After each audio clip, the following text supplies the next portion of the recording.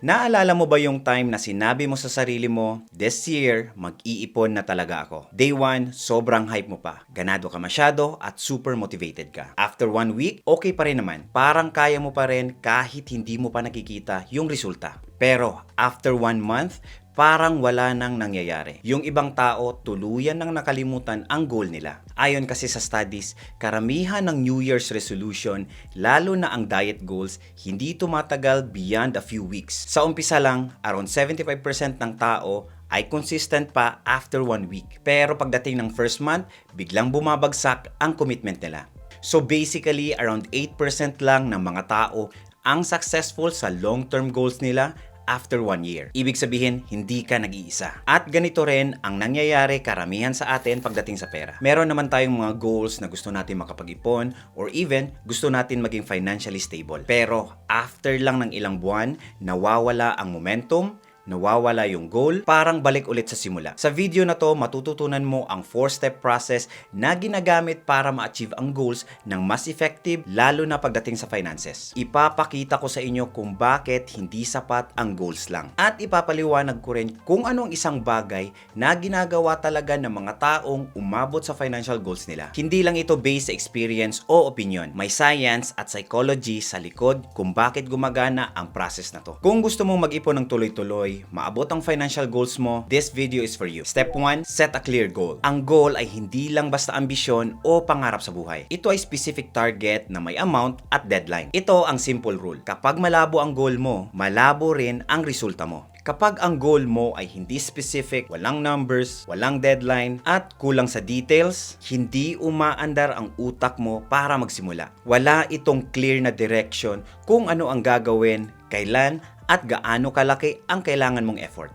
For this video, gagawa tayo ng specific goal. Mag-iipon ako ng 100,000 by December 31st this year. Ito ang tamang klaseng goal dahil may amount, may deadline, specific at measurable. Dahil dito, malinaw agad kung nasa tamang track ka ba, kailangan mo bang mag-adjust at kung aabot ka ba sa goal mo o hindi. Hindi na ito abstract, concrete na siya at malinaw. Ang next step ay gawing visible ang goal mo. Ngayon na may malinaw ka ng goal, hindi sapat ang nasa isip mo lang o nakasave lang sa cellphone mo or any app. Mas effective ito kung nakikita mo siya araw-araw. Pwede mo siyang ilagay papel sa desk, sticky note sa ref, calendar o planner, or wallpaper ng phone mo. Bakit sobrang importante ito? Ayon sa psychological research, mas tumataas ang chance na kikilos ka kapag lagi mong nakikita ang goal mo. Visual reminders keep your goal top of your mind, lalo na kapag busy ka sa trabaho, pagod ka, o maraming distraction sa araw-araw. Pinapakita ng studies na ang visual cues tulad ng written goals, vision boards, at reminder sa paligid mo ay tumutulong i-direct ang attention mo papunta sa action na related sa goal mo. Simple lang ibig sabihin nito. Kapag nakikita mo palagi ang goal mo, mas nare-remind sa utak mo kung ano ang priority. May mga research reviews din na nagsasabi ang visual reminders ay pinapalakas ang motivation at dinadagdagan ang accountability. Kaya, mas maliit ang chance na makalimutan mo ang goal mo o i-delay ito. Importante ring tandaan, kapag nakita mo ang mga ito, hindi lang ito simpleng paalala at isa itong behavioral cue na tinutulungan ang utak mo na alalahanin kung ano ang mas mahalaga, lalo na kapag may temptation o distraction. Ang takeaway natin sa step 1, any goal can be achieved kung tama ang format. Siguraduhin mo lang na ang goal mo ay specific, may deadline, visible. Kapag ganito ang setup ng goal mo, mas magiging real siya sa utak mo, mas malinaw ang next action mo, at mas mataas ang chance na magagawa mo talaga. Hindi lang kasi motivation ang kulang sa karamihan, kundi clarity. Step 2, planning. Ngayon, may specific goal ka na,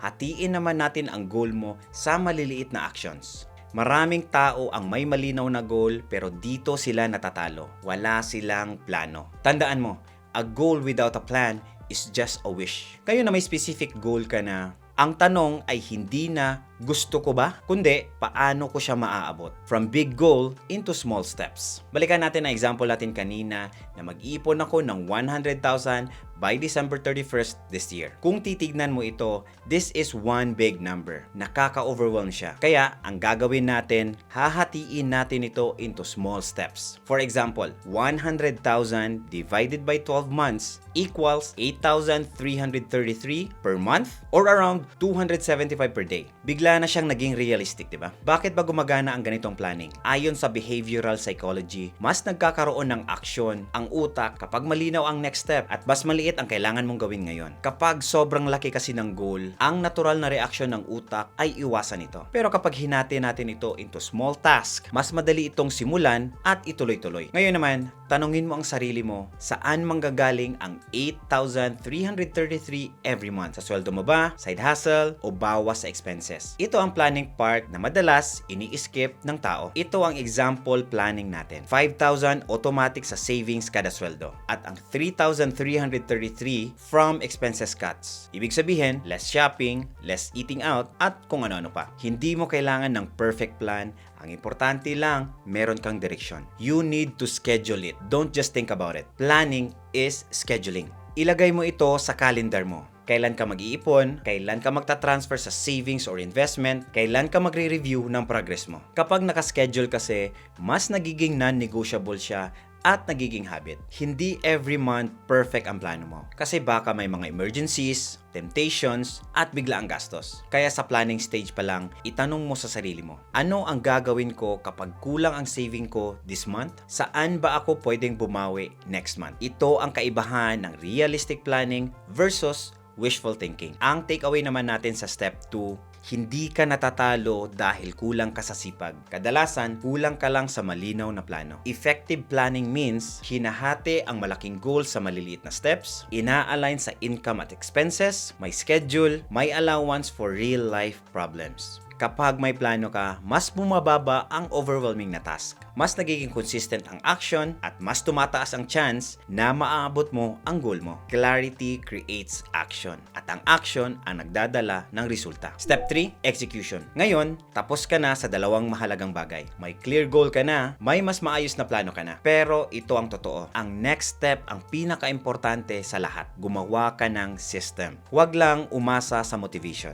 Dito nagkakatalo ang karamihan ng tao. Karamihan kasi ng mga tao, may malinaw naman na goal, marami ring solid na mga plano, pero kahit ganon, hindi pa rin matapos ang goal nila. Bakit? Umaasa sila sa motivation. At ang problema kasi sa motivation, hindi ka motivated araw-araw. May mga araw na pagod ka, may mga araw din na tinatamad ka, may mga araw din na ayaw mo mag-isip tungkol sa pera. At okay lang yan. Kaya ang gagawin natin dito ay from motivation to systems. Ang ibig sabihin ng system ay proseso na automatic, paulit-ulit at hindi umaasa sa willpower. Halimbawa sa pag-iipon. Kung umaasa ka lang sa motivation, ganito ang magiging mindset mo. Mag-iipon ako kung may extra na ako. Magsisimula ako kapag ready na ako. Pero kung may system ka, every payday automatic transfer agad sa savings, hindi mo na kailangan ma-inspire, hindi mo na kailangan mag-isip, ginagawa na ng system para sa'yo. At kapag ganito ang setup mo, kahit pagod ka, kahit tinatamad ka, hindi ka motivated, tuloy pa rin ang progress mo. Ito ang sekreto kung bakit yung ibang tao tahimik lang pero umaabot sa goals nila. Hindi dahil magaling sila, hindi dahil mas disiplinado sila, kundi dahil mas maayos ang sistema nila. At kapag may system ka na gumagana, execution na ang mangyayari kahit anong araw pa yan. Balikan natin ang example natin kanina. Ganito ang system na gagawin natin. Auto-transfer ng 4,000 sa first sweldo, auto-transfer ng 4,333 sa second sweldo. Kapag automatic na kasi, hindi mo na kailangan magdesisyon, hindi ka na nagne-negotiate sa sarili mo. Ngayon, pag-usapan naman natin kung bakit gumagana ang system at bakit hindi sapat ang motivation lang. Ayon sa behavioral science, mas bumababa ang resistance ng utak kapag automatic na yung ginagawa mo at wala ka nang kailangang isipin araw-araw. Ito ang tinatawag na decision fatigue. For simple explanation, araw-araw kasi ang dami mong desisyon na ginagawa. Anong kakainin mo? Anong bibilhin mo? Mag-grab ba ako o mag-jeep? Mag-online shopping ka ba or hindi? Kapag sobrang dami ng mga desisyon, napapagod ang utak natin. At kapag napagod ang utak natin, mas madali kang bumabalik sa mga comfort habits. Ayon sa research, kapag overloaded ang utak mo sa desisyon, bumababa ang self-control at mas pumapangit ang choices natin. Ibig sabihin, hindi ka tamad, hindi ka kulang sa disiplina. Pagod lang ang utak mo sa kakaisip. Ngayon, dito pumapasok ang power ng system. Kapag may sistema ka, tinatanggal mo yung decision making. Halimbawa sa savings, kung ganito ang setup mo, mag-iipon ako kapag may sobra, pag hindi ako masyadong busy, pag hindi ako masyadong gumagastos, pag nasa mood ako. Araw-araw, desisyon yan. Araw-araw, pagod ang utak mo. Pero, Kung ganito ang sistema mo, pagpasok ng sweldo, automatic transfer agad papuntang savings. Wala ka nang iniisip, wala ka nang pinipili, ginagawa na ng sistema para sa'yo. At supported din ito ng research. Study shows na kapag ginagawang simple at automatic ang behavior, mas mataas ang chance na mag-stick ito sa long term. Kaya sa finances, hindi motivation ang sagot, hindi rin lakas ng loob. Ang sagot ay system. Mas kaunting iniisip, mas maraming nagagawa. Kapag automatic ang actions mo, nagiging consistent ang resulta. At consistency ang totoong magpapalaki ng ipon mo. Hindi yung big profit sa nabili mong stocks. Ito yung psychology kung bakit yung ibang tao tahimik lang pero umaabot sa goals nila. Hindi dahil magaling sila, kundi may maayos sila na system. Next, i-track mo ito but don't obsess about it. Execution does not mean checking every day. Mga simple rule lang like weekly quick check like 2 to 5 minutes, monthly review ng progress versus goal. Ang goal tracking kasi is awareness, small adjustment at hindi para ma-stress. Ang takeaway natin sa step 3, hindi ka nagfi-fail dahil mahina ka. Kadalasan, wala ka lang sistema. Ito yung mga ways para maging effective ang execution. Automation over motivation. System over willpower. Consistency over intensity. Kapag may sistema ka, mas kaunting effort, mas kaunting stress, mas mataas ang chance na matatapos mo ang goal mo. Motivation is temporary, but systems are permanent. Step 4, review and adjust. I-check mo kung gumagana at mag-adjust kung kailangan. Marami kasi sa atin ang iniisip kapag may goal ka na, may plan ka na at may system ka na, okay na ang lahat. Pero in reality, hindi linear ang progress. May mga months na on track ka, may mga months na sablay ka, at normal lang yan. Ang importante ay nag-review ka, hindi self-judgment. Ito ang simple review system at hindi mo na kailangan maging complicated. You don't need a spreadsheet galore. Like mga simple lang, weekly 2 to 5 minutes review, nakasave ba ako this week, sumusunod ba ako sa automatic system, monthly 10 to 15 minutes review, magkano na ang naipon ko, ahead ba ako, on track or behind, anong isang bagay ang kailangan kong baguhin next month. Kapag ahead ka na sa goal mo, pwede ka nang magdagdag sa contribution mo or pwede mong i-park muna sa buffer or even pwede mong i-reward sa sarili. Progress should feel motivating, not pushing. Kung behind ka naman sa goal mo, huwag agad mag-quit. Huwag agad i-reset ang buong goal. Instead, mag-adjust ka. Dagdag ng kaunti next month, extend the deadline slightly, i-rebalance kung saan mo kukunin ang pera. Remember, adjusting is not failing. It is part of the progress. Why this step is so powerful? Ayon kasi sa research, people who regularly review and adjust their goals are more consistent, less discouraged, and more likely to finish what they started. Be a long-term thinker. Ang goal mo ngayon ay 100,000.